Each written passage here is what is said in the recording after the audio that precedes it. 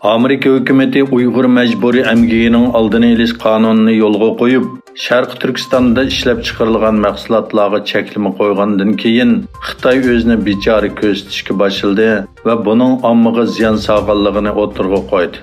Atalmış Şinjan hökuməti bayonotchisi Shu Guishan Sharq Turkiston haqida o'tkazilgan axborot e'lon qilish yig'inida so'z qilib, Amerikani aybladi.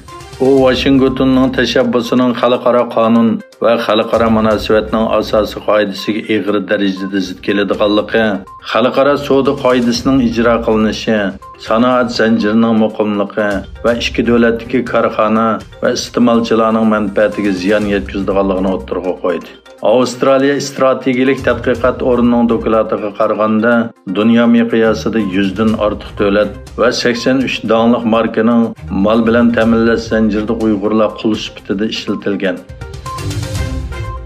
7-8 iyul kunlari Ruminiya poytaxti Buxarestda chaqirilgan xalqaro parlament a'zolarining 22 navbatlik axborot va bexatarlik munbiri yig'iniga Amerika, Angliya, Fransiya, Germaniya, Italiya, Kanada qatorliq 61 davlatdan 300 dan ortiq davlat arboblari, siyosiy yo'llar, kishilik huquq aktivlari va muxbirlar bevosita ham tor orqali qatnashgan.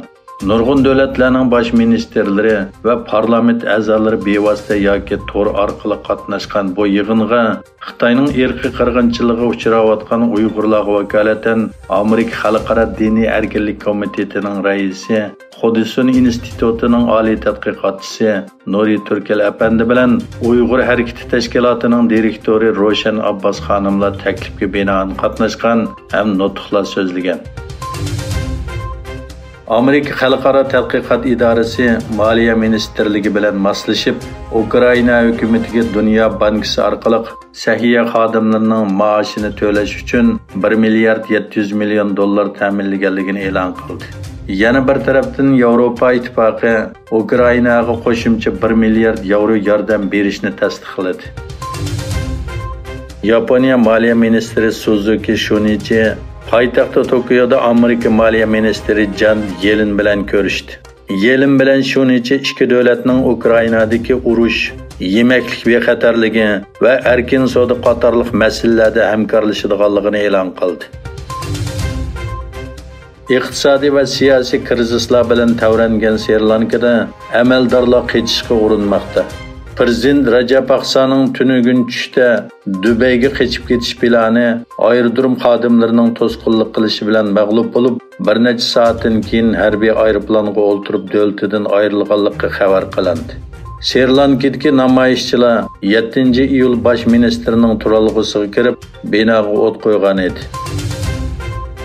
Amerika Avasiya va Olam qatnashi idorasi NASA eng kuchli olam teleskopi James Webb tarqatgan olamdagi eng cho'nqur va eng tafsiliy suratlarni o'z ichiga olgan bir yurish suratlarni ham bakriladi.